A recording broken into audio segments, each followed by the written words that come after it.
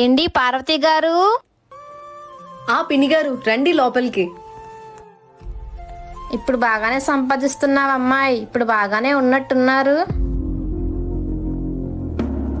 కొంచెం శనగపిండి ఉంటే ఇవ్వమ్మాయి, ఇంట్లో అయిపోయింది చూసుకోలేదు. ఏరా అబ్బాయి ఎలా ఉన్నావు? మేమా ఏవో పేద బతుకులు అలా ఉన్నాంలేండి. మీరైతే ఉన్నోలే కదా. అయినా మీలాంటి వాళ్ళు మా ఇంటికి రారు కదా, ఎందుకు వచ్చారంట? ఏంటబ్బాయి ఆ మాటలు? ఉన్నదే కదా మాట్లాడాను. తమ్ముడు ఏంటా మాటలు? చిన్న పెద్ద లేదా?